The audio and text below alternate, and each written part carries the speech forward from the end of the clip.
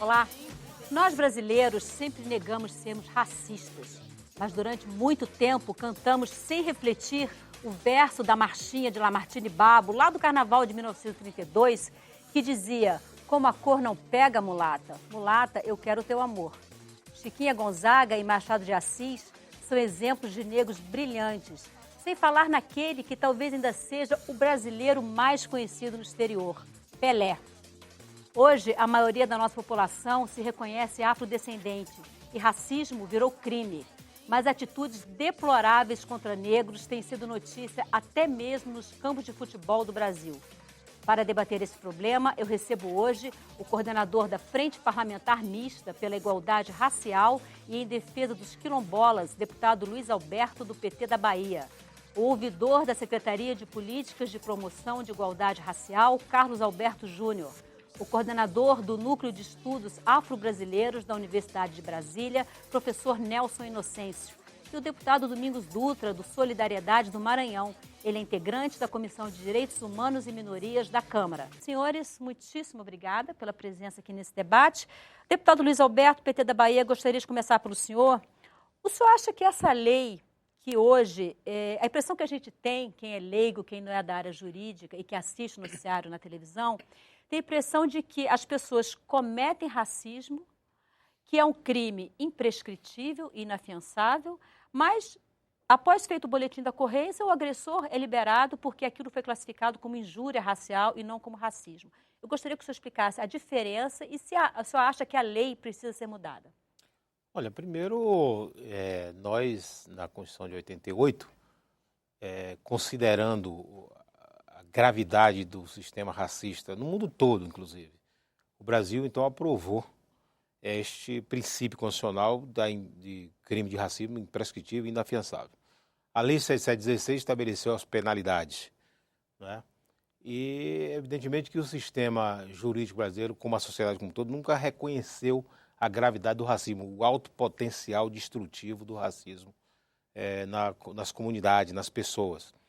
E veio um tipo penal que jogou por terra a ideia da punibilidade do racismo, que é a injúria racial, onde tanto o delegado quanto o judiciário, tá, eles tentam descaracterizar o crime. Não é? Se antes a gente não conseguia punir por crime de racismo, agora muito menos com a injúria racial. Portanto, eu acho que a lei não precisa mudar, ao contrário, o sistema judiciário e também as delegacias, que deveríamos ter delegacias especializadas para tratar desse tipo de crime, como tem as delegacias especializadas para as mulheres, nós deveríamos ter delegacias especializadas para crime de racismo, para que aplicasse a legislação. Infelizmente, nós não conseguimos ainda aplicar corretamente a legislação. Deputado Domingos Dutra, qual é a sua opinião? Você acha que a lei precisa ser mudada? Eu acho que não. O problema é que a lei por si só não resolve os problemas da sociedade. Os operadores do direito, aqueles que vão aplicar a lei, são de estruturas que são também racistas. Basta você verificar a presença dos negros no Poder Judiciário, no Ministério Público, no aparelho de segurança, no Poder Executivo Federal, nos executivos estaduais. Portanto, se esse aparelho que tem a capacidade e o dever de interpretar e aplicar a lei já é composta por pessoas que são predispostas a não reconhecer o racismo, é evidente que na hora de enquadrar, enquadra da forma mais benéfica possível. Os doutrinadores dizem o quê? Que a injúria é uma ofensa à honra com conteúdo racista, de forma pessoal, subjetiva. E o racismo trata de uma coisa indeterminada, de forma coletiva, né, identificando um grupo social. Portanto, na hora que os doutrinadores vão interpretar a lei e fazem essa diferença, na hora do enquadramento, aí vai a situação mais benevolente possível. Mas, por exemplo, se uma pessoa for preterida no emprego pelo fato de ser negra, isso se configura racismo ou injúria racial? Aí depende da situação concreta. Por exemplo, o doutrinador diz o seguinte: quando você chama um negro feio, está se considerando uma injúria, porque está se dirigindo àquele caso específico, individual, subjetivo. Mas se a pessoa disser que todo negro é feio, aí já é racismo, porque está se referindo a uma raça. Do mesmo jeito, se diz que o católico mente, né, e que o evangélico é falso, tudo bem, mas se você fala no sentido da religião em si, aí você abrange um coletivo para fazer a diferença entre a injúria, que é mais dirigido para o indivíduo, de forma subjetiva, para o racismo, que atinge uma coletividade. Aí nesse enquadramento é que a autoridade tem esse poder discricionário de dizer se aquela conduta foi no sentido individual para atingir a subjetividade do indivíduo ou se teve a intenção de atingir a coletividade. Carlos Alberto Júnior, você que é ouvidor da Secretaria de Políticas de Promoção de Igualdade Racial, vocês têm recebido reclamações em relação a essa questão do enquadramento como injúria, como racismo? A gente vem recebendo e sendo demandado por muitas questões de racismo e de injúria. Primeiro que existe uma diferenciação doutrinária que os colegas falaram, mas quando você impede realmente, que é o caso da Austrália, por exemplo, impede não, mas quando você recusa o atendimento de uma negra, que é um caso de uma australiana aqui em Brasília, que nós trabalhamos também na nossa ouvidoria e acompanhamos esse caso, inclusive ela foi agora suspensa pela empresa que ela trabalha, que é uma empresa pública aqui de Brasília. Ela foi empresa por um ato de racismo e esse processo administrativo caminhará também para a promotoria, para a investigação e oferecimento de possível denúncia. Porque ao ofender dentro do seu trabalho a uma colega de trabalho, ela feriu a dignidade daquela pessoa. Mas a partir do momento que ela recusou o atendimento de uma negra e disse que por ser negra e que aquela negra era suja e que aquelas pessoas daquela cor não poderiam tocá-la, não poderiam se pronunciar perante ela, ela comete um crime de racismo. E o que nos assusta, desculpe avançar um pouquinho mais nesse debate aqui, é que nos assusta que essa australiana foi solta em um dia. Mas um menino do Rio de Janeiro, negro também, que não cometeu crime, que não estava com o produto da res furtiva, como chama no direito, que é o produto do roubo, ele passou 16 dias na cadeia e o judiciário não teve a eficiência australiana de retirá-lo naquela conjuntura que ele não era nem um criminoso. Então deixa eu só fazer uma recapitulação para quem está em casa e que talvez não se lembre de todos os detalhes, talvez de Brasília, não seja de Brasília, não se lembre especificamente do caso australiana. O Carlos Alberto se refere a uma australiana que mora em Brasília, que trabalha na Companhia de Eletricidade de Brasília e que foi a um salão de beleza e se recusou a ser atendida por uma manicure negra. E foi trocada a profissional e ela não queria sequer que a negra, a manicure negra, ficasse próxima a ela. Disse que não gostaria que gente daquela cor ficasse perto dela. Ela chegou a ser presa, foi filmado pelos colegas, pelas funcionárias do salão. Ela chegou a ser presa, mas como o Carlos Alberto comentou, ela foi solta. Só que ela já vinha respondendo a um processo, porque também tinha feito algo parecido dentro da empresa onde ela trabalha. Ela agrediu 2 funcionárias da limpeza dentro do banheiro, não foi isso, Carlos Alberto? E é esse caso que ele comenta. E o caso do rapaz ficou preso, aí esse já teve uma repercussão nacional maior. Foi um ator da Rede Globo, inclusive, ele fez o Vinícius. E ele ficou 16 dias preso porque uma pessoa que foi vítima de um assalto, ao vê-lo passando, disse ao policial que teria sido ele. Depois reconheceu que não era, mas não foi à delegacia para retirar o registro da ocorrência. E aí isso ganhou uma projeção nacional e ele, mesmo assim, ele ficou 16 dias preso. Mas esse debate, o que eu acho que a gente precisa fazer uma discussão profunda no nosso sistema de justiça, é que nessa mesma semana, eu não sei se vocês recordam, que não é de Brasília, mas foi um fato que se tornou um pouco mais nacional, foi uma cobradora no ônibus também em Brasília. Brasília, que teve um problema com a cobradora que foi chamada de negra, suja, safada, algo nesse nível, e ela sequer conseguiu registrar o boletim de ocorrência na delegacia, porque disseram que eles tinham muita coisa para fazer e não estavam ali para ficar e que aquilo não ia dar em nada. Registrando racismo, porque aquilo não dá em nada. Então, eu entendo A mesma fala do Scolari. Eu entendo, deputado, inclusive, que o grande problema do nosso país não é a legislação. Nós estamos bem servidos de legislação. Se só tivesse, eu ainda advogo no seguinte sentido, que só tivesse o artigo 20 da Lei K.O., serviria para a gente muito bem. Porque praticar, induzir ou incitar o racismo cabe para as práticas de racismo do nosso cotidiano. Mas mesmo assim, o nosso legislador trouxe uma gama exaustiva de atos criminosos para a questão racial que dá conta disso. O nosso problema é a aplicabilidade dessa legislação hoje no nosso país. Um sistema de justiça que não está preparado para essa questão racial, porque você sai da faculdade de Direito e você não tem direitos humanos, não tem combate ao racismo, enfrentamento, não tem a promoção da igualdade racial, e isso dentro de uma corporação, por exemplo, na polícia, que até há 2 anos atrás, até 3 anos atrás, tinha um negro como sujeito padrão de delito, enxergava o negro, e existe ainda, no caso da nossa denúncia na ouvidoria, existe um caso de que um comandante de polícia no estado de São Paulo, ele determinou fazer abordagem para negros, jovens negros de 15 a 29 anos, porque esses tinham uma atitude suspeita. Então, a atitude suspeita não pode ser negro. Vamos ouvir, então, o professor do UNB, professor Nelson Inocêncio, coordenador do Núcleo de Estudos Afro-Brasileiros da Universidade de Brasília. O professor, a UNB está completando esse ano 10 anos de cota racial.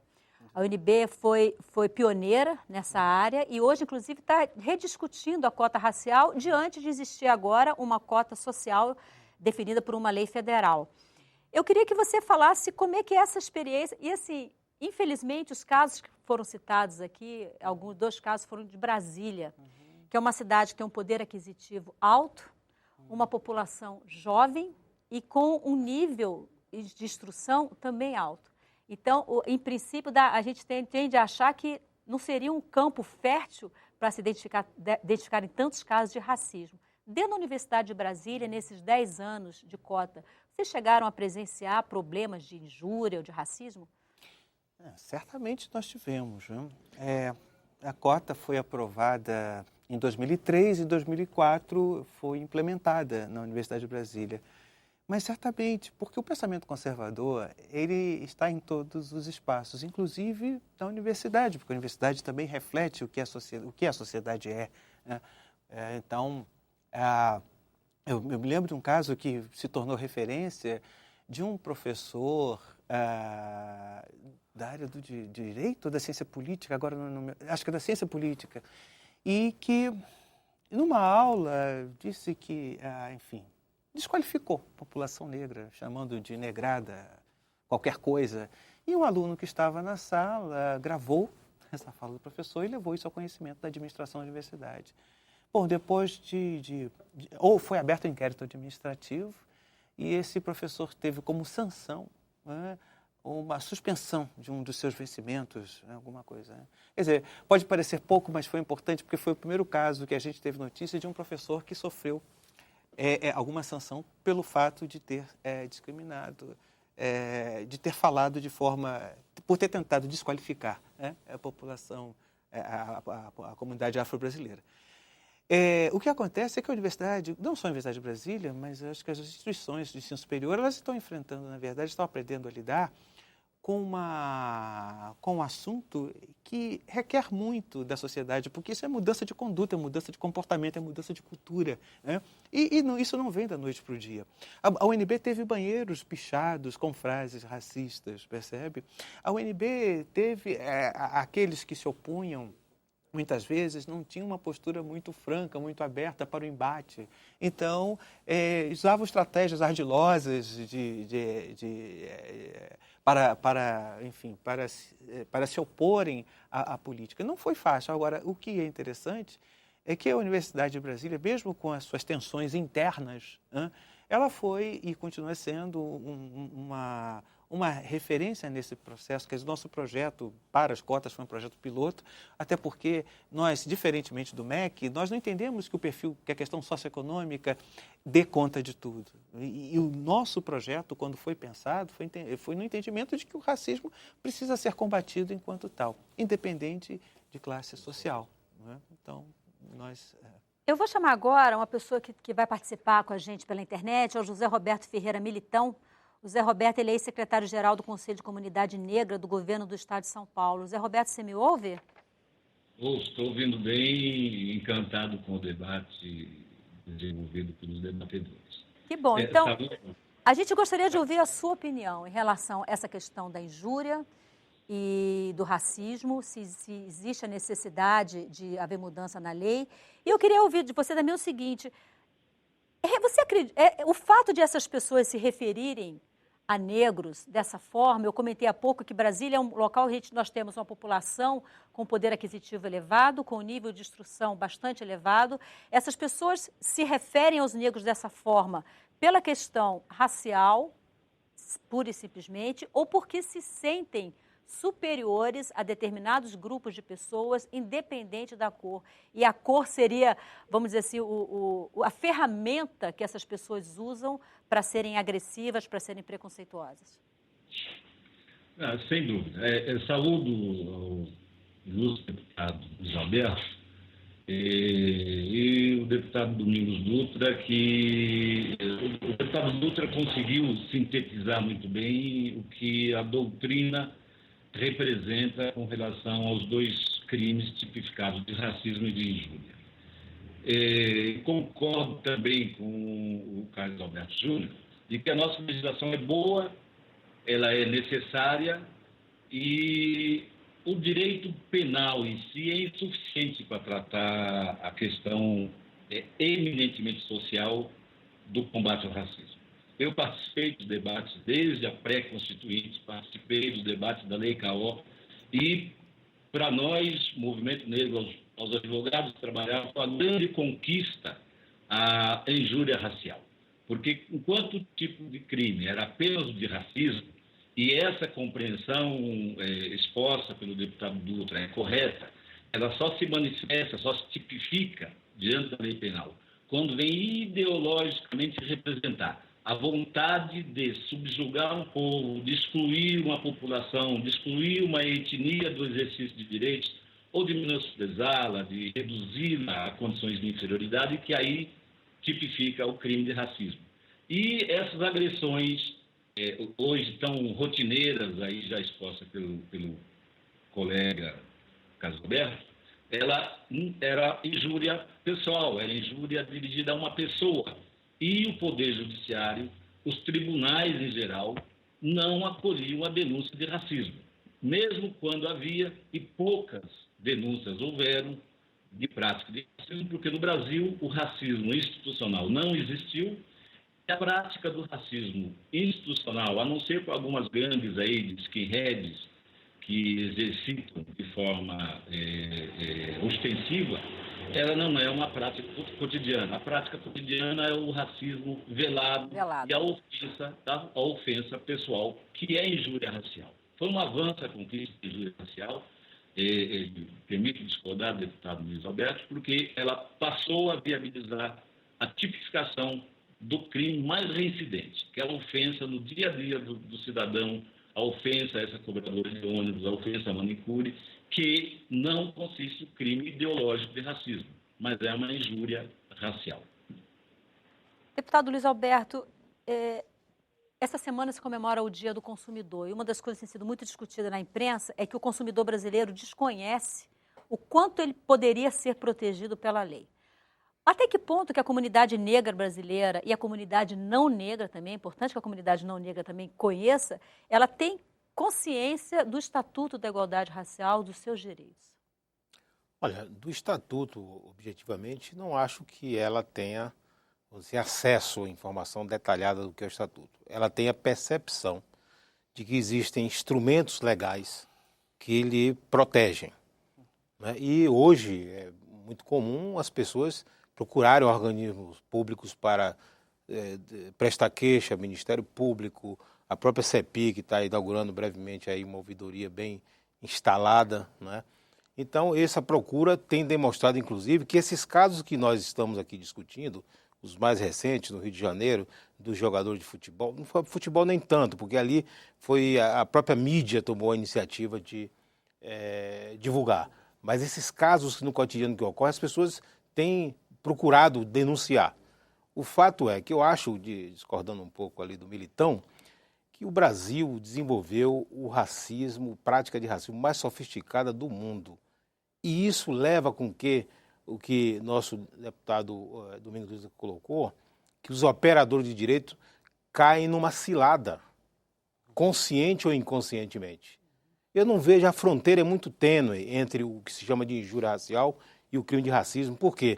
Olha, uma pessoa que comete a injúria racial por conta e motivado pelas características raciais de uma pessoa, é evidente que ela está expressando aquela pessoa, mas ela tem uma visão do coletivo com aquelas características. Então, acho que nós precisamos, insistentemente, chamar para o debate o sistema judiciário. Nós precisamos chamar para o debate o sistema judiciário, porque ele é o interpretador da lei. Insisto que nós devamos provocar um debate no sistema de segurança pública para criar as delegacias especializadas, para obrigar a não ter essa fala de um delegado de que tem muita coisa a fazer, porque a sociedade brasileira acostumou-se a achar que o racismo é produto de relações pessoais, não é um sistema ideológico que promove, vamos dizer assim, catástrofes em pessoas, no coletivo, não em pessoas individualmente. Está aí o sistema judiciário, está aí as pessoas que chegam às áreas da loucura, no sofrimento do racismo que está sendo operado no dia a dia contra essas pessoas. As reações que, aliás, eu já previa há 20 anos atrás, de que à medida que nós fôssemos avançando em conquistas para a população negra, essas reações viriam. E é isso que está ocorrendo. Há uma reação de um setor da sociedade contra as conquistas que a sociedade promove em relação à política de inclusão, a questão das cotas nas universidades. Esse debate que nós estamos aqui fazendo na casa sobre o projeto de lei que estabelece as cotas de 20% do serviço público. Então, é uma reação já esperada. Portanto, eu acho que a sociedade pode, eu acredito que a sociedade pode evoluir, e essa casa tem que responder a isso, a atualizar cada vez mais a legislação, de um lado, punitiva, uma legislação penal bastante forte em relação ao crime de racismo, e do outro lado, política de promoção da igualdade racial combinadas. Carlos Roberto, o que a Secretaria de Políticas de Promoção à Igualdade Racial vem fazendo para tornar conhecido o Estatuto da Igualdade Racial? Ele já foi totalmente regulamentado, já está funcionando plenamente? O que tem sido feito para que as pessoas tomem ciência, negros e não negros, tomem ciência do Estatuto? Iniciamos, logo que a gestão da ministra Luísa chegou, que foi logo após a aprovação do Estatuto da Igualdade Racial, ela determinou um grupo de trabalho para verificar o que precisava ser implementado, regulamentado, e nós constatamos que apenas 8% do Estatuto precisava ser regulamentado. E dentro desse 8%, primeiro teria a ouvidoria, que é um projeto agora que nós estamos finalizando, está em vias de ser lançado um número tridígito para atender a população brasileira, sobretudo aquela que sofre o racismo no nosso país, as comunidades tradicionais, as comunidades ciganas, as comunidades tradicionais de matriz africana, os quilombolas também. Esse é um dos pontos que precisavam ser regulamentados lá, e deve ser feito isso até o meio do ano, que é esse número tridígito de alcance a nível nacional para as pessoas denunciarem. E as pessoas que denunciarem vão ter suporte da Secretaria para fazer a denúncia, para dar sequência a isso, a ser orientadas sim. como proceder? É nos moldes dos DISC de tridígito que já existe dentro do governo federal. Existe uma rede por trás disso, que é uma rede de atendimento às vítimas de discriminação racial, que é composta pelo sistema de justiça inicialmente, e que devemos avançar também para a questão do atendimento psicossocial, que está sendo formado ainda em construção para que possa ter um atendimento integral a essas vítimas de discriminação racial no nosso país. Mas também avaliamos dentro do nosso ministério que tinha alguns outros pontos. E um ponto crucial, que era o Sistema Nacional de Promoção da Igualdade Racial. Esse, a Presidenta da República lançou na nossa conferência, na nossa terceira Conferência Nacional de Promoção da Igualdade Racial, que aconteceu o ano passado, juntamente com o projeto de lei de urgência constitucional, que é o de 20% de cotas. Então, se lançou o Sistema Nacional de Promoção da Igualdade Racial, que agora estamos em pactuação e finalizando para implementá-lo dentro do Qual é a do previsão? governo. Você já tem uma previsão Não, de ele implantação? já foi lançado pela presidenta, já tem um decreto e agora estamos pactuando com os estados, os municípios e até o final do ano acreditamos que já exista essas pactuações desse sistema que deverá reger as políticas de combate ao racismo e de promoção da igualdade racial no nosso país. Nós vamos fazer um breve intervalo e na volta nós vamos falar sobre cotas. Vamos falar inclusive sobre o projeto do governo que cria cota racial de 20% nos concursos públicos. O Expressão Nacional volta já já, não saia daí, eu espero você.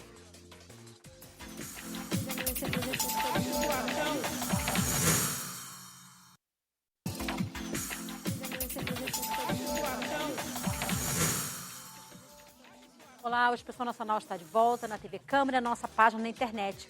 Hoje nós estamos discutindo o problema do racismo no Brasil e vamos falar agora um pouco sobre cotas. O governo federal encaminhou ao Congresso um projeto de lei que reserva 20% das vagas nos concursos públicos para negros. Então eu quero mostrar aqui a situação da ocupação no setor público brasileiro por homens e mulheres brancos e negros. Segundo dados do IBGE, os homens brancos são 63,2% dos servidores públicos. Os negros, um número um pouco menor, 58,6%.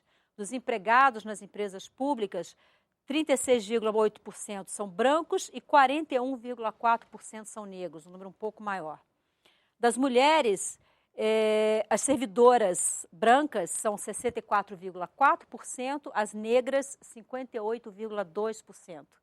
E das empregadas, 35,6% das empregadas no serviço público são brancas e 41,8% são negras. Então, a impressão que se tem, olhando esses números assim de uma forma mais fria, é que existe um relativo equilíbrio na participação de negros e brancos no serviço público brasileiro. Mas quando se vê um outro dado, e eu vou pedir para colocar esse outro dado, eu tenho aqui, a gente selecionou a participação no Serviço Público Federal em duas áreas, na diplomacia e na auditoria da Receita Federal, que são cargos importantes do serviço público. Não que os outros não sejam, eu diria que são cargos de mais difícil acesso no serviço público. Na diplomacia, 94,1% são brancos e 5,9% são negros. E no cargo de auditor da Receita Federal, que é aquele pessoal que fica atrás do nosso imposto de renda todo ano, 87,7% são brancos e 12,3% são negros.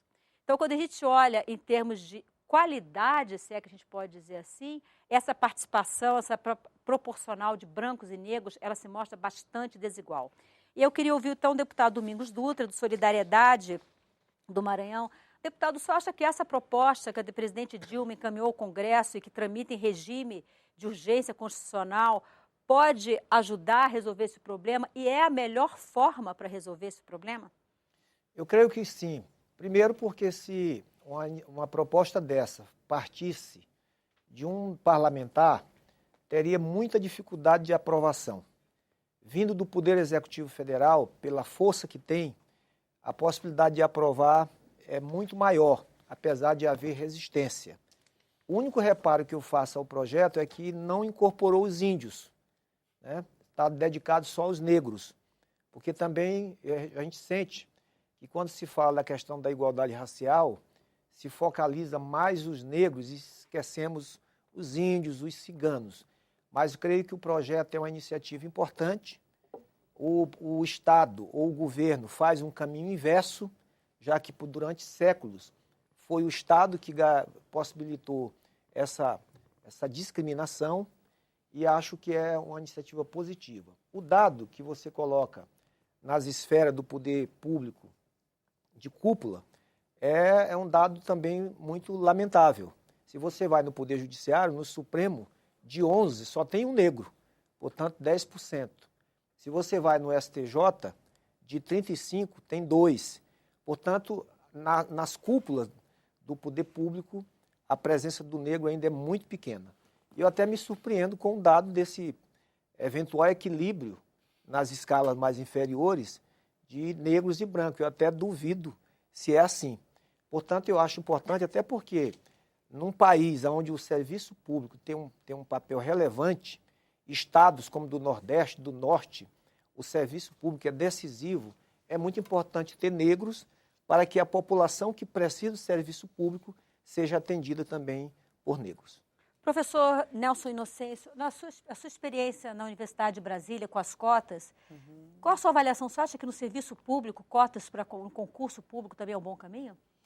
Eu penso que é necessário. Veja, o movimento negro vem discutindo há muito tempo, né, medidas de reparação. Né? Falávamos primeiro da reparação para chegarmos então às ações afirmativas, mas enfim, isso é um percurso de algumas décadas. Né?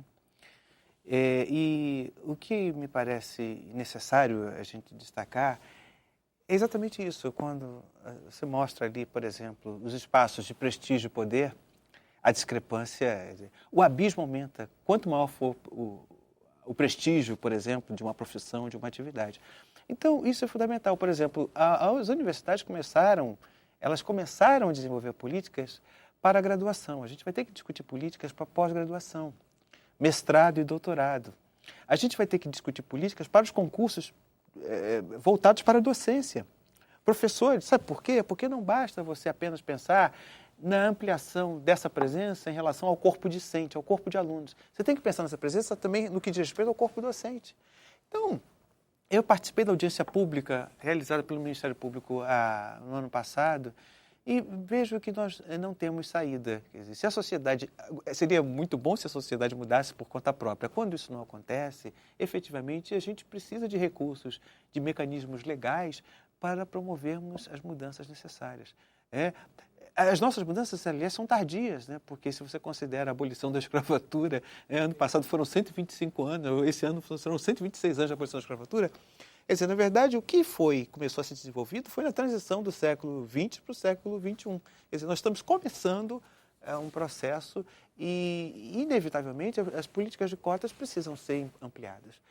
Eu não tenho dúvida, por uma necessidade premente, que é de representação social e uma representação democrática, digna, decente.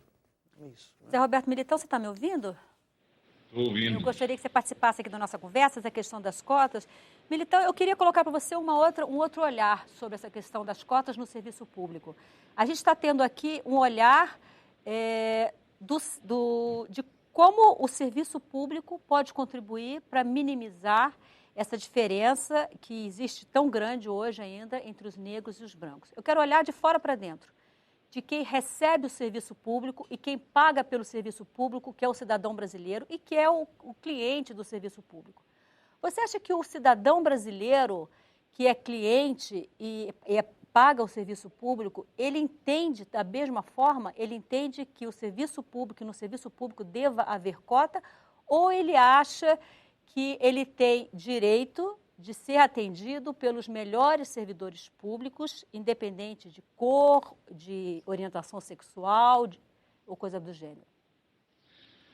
Eu assisti, agora preocupado com as manifestações, em que se coloca a questão de cotas como imprescindível na busca de reparações históricas.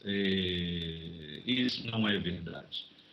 Quanto ao serviço público, os pretos e pardos também podem ser excelentes, excepcionais servidores públicos.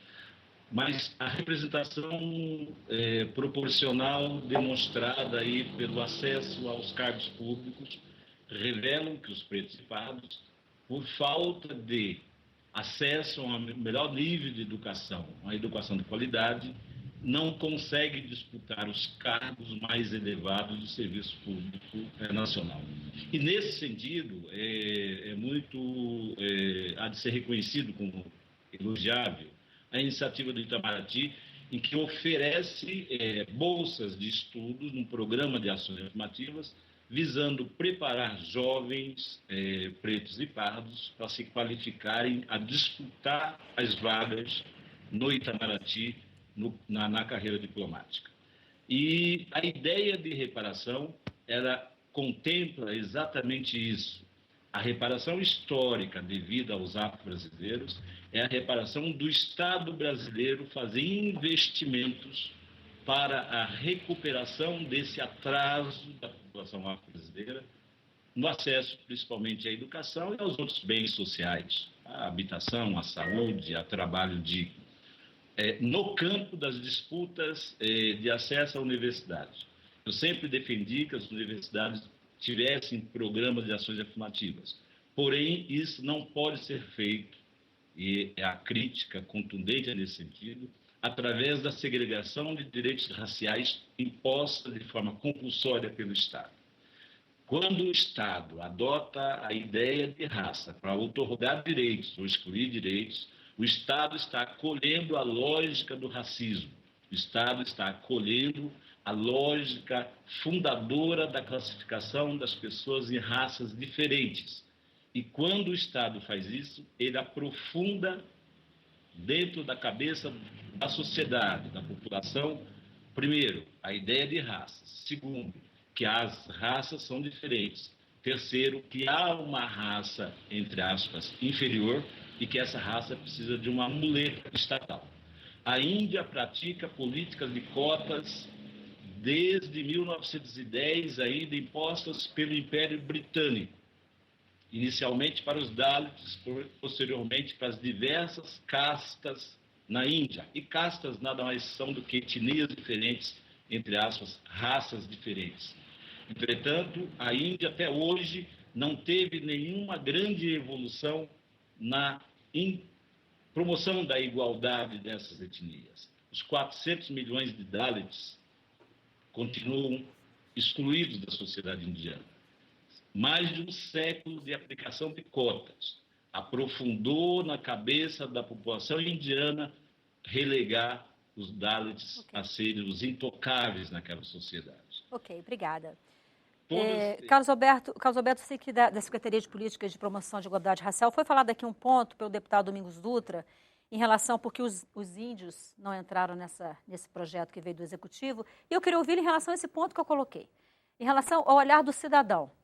O cidadão brasileiro, você acha que para ele faz diferença ser atendido por um branco, por um negro ou por um homossexual? Por exemplo, um cidadão que sofre um acidente no trânsito e que é levado pelo corpo de bombeiro para um hospital público, que é onde é levado, independente de quem seja, vai para o hospital público, e normalmente são onde tem as melhores pessoas para atender nessa situação. Você acha que ele vai se sentir confortável e, chegando lá daqui a uns anos, não ter certeza que a pessoa que o está atendendo é a pessoa que efetivamente demonstrou, por meio do concurso, que é a forma que existe hoje, a maior competência para estar ali?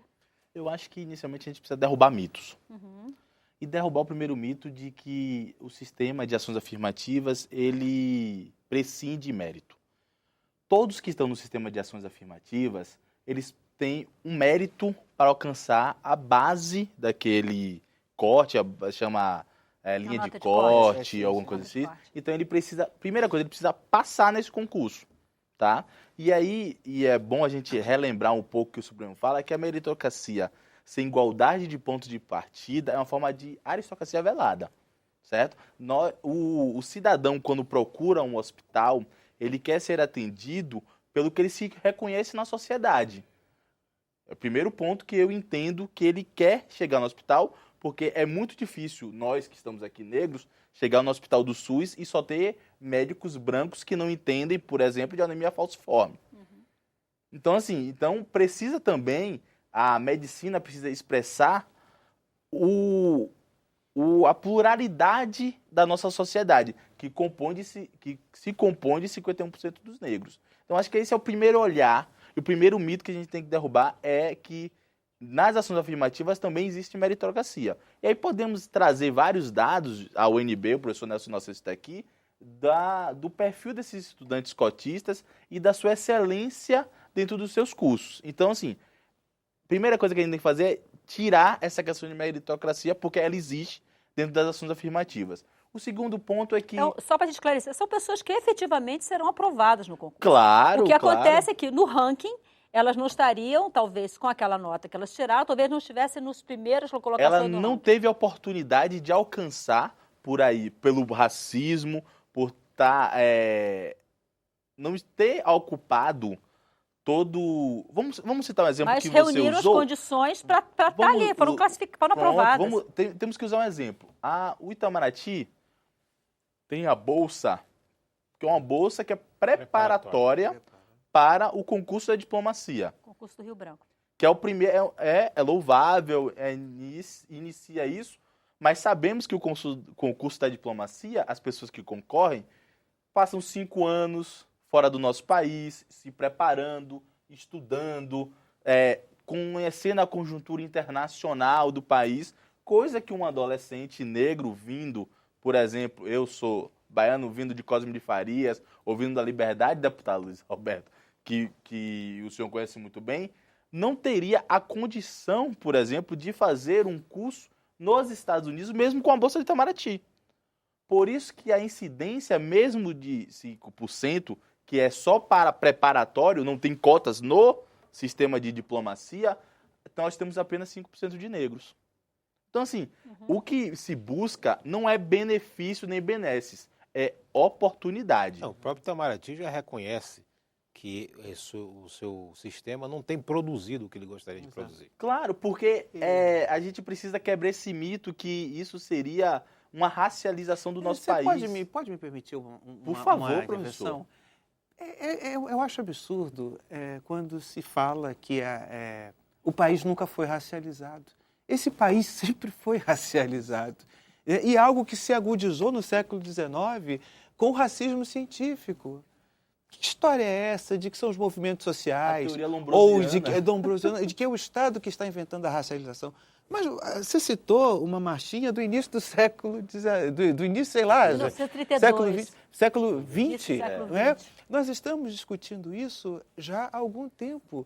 Quer dizer, não é o Estado contemporâneo ou o movimento social negro contemporâneo que inventa. Você não inventa o que já existe. Né? Na verdade, dizer que, enfim, afirmar, negar que a racialização faz parte do processo, por fim, é negar a própria construção histórica do racismo, não é?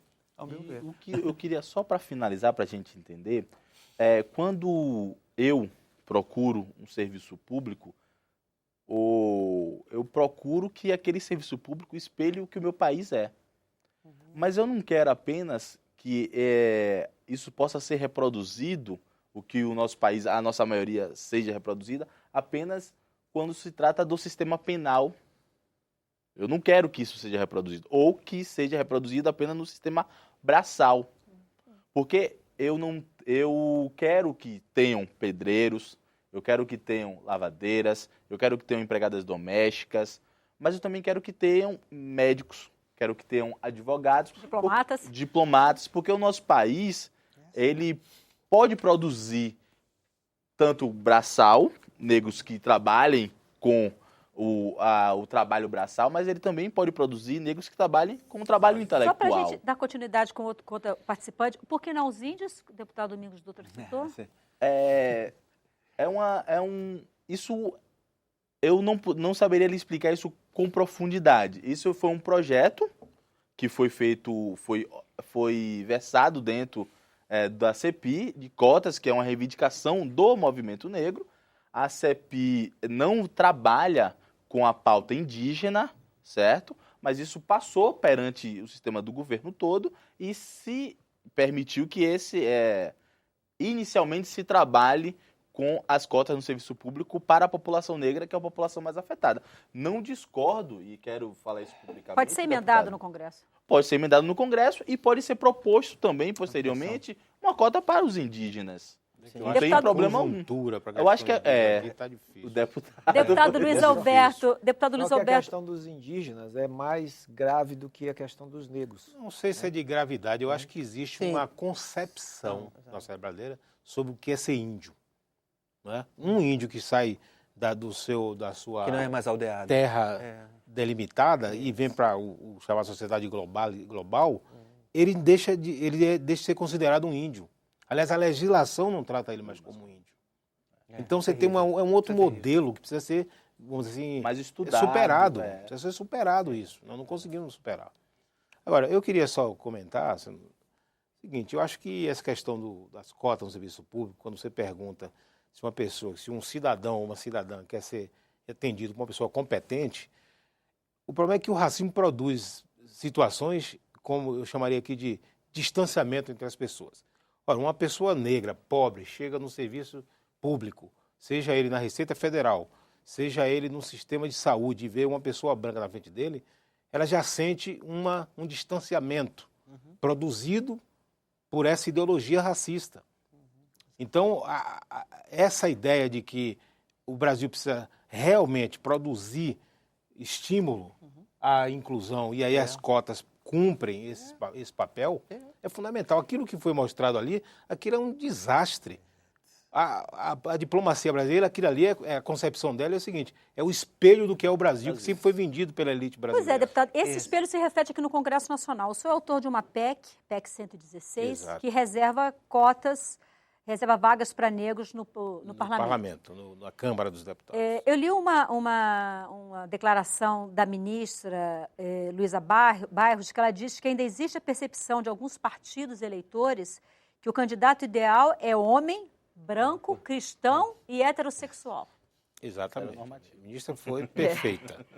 Aí eu confio dizer assim, a gente tem hoje quantos? 30 parlamentares Mais ou negros, menos aproximadamente? 43. 30, 43. depende da Declaração.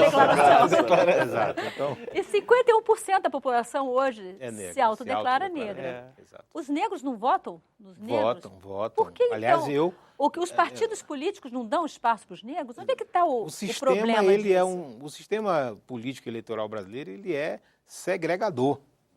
Ele afasta determinadas categorias raciais ou de gênero. No caso das mulheres, por exemplo, e dos índios.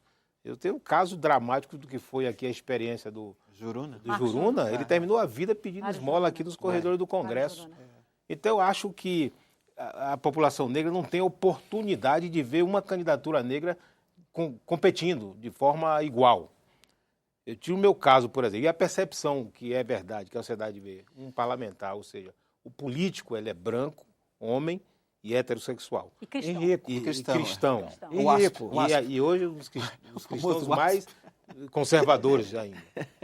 Então, quando eu chego numa comunidade que me apresento como deputado, as pessoas às vezes perguntam, ele é candidato ou é deputado mesmo? Então, essa é a percepção que a E o sociedade senhor é da Bahia. que as pessoas têm. Sou da Bahia. Um estado negro. Mas são mas aquelas a histórias Bahia- das minorias que são maiorias e que são subrepresentadas. Por que nós temos uma subrepresentação feminina na casa, se as mulheres são Também a são maioria da maioria. população? Sociedade, Por que nós da temos uma população. subrepresentação negra se nós somos a maioria da população? Essa forma de traduzir ideologicamente o voto, isso ainda é um processo longo, que a gente não chegamos. Muito longo. E eu só resgataria aqui, aquilo no primeiro bloco, por exemplo, o que classificar uma situação como, recentemente, um secretário da Prefeitura de Salvador faz uma fala dizendo que tinha saudade do Pelourinho.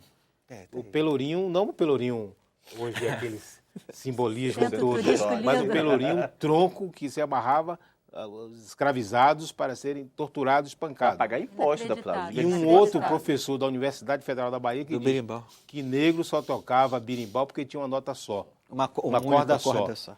E isso não é crime de racismo.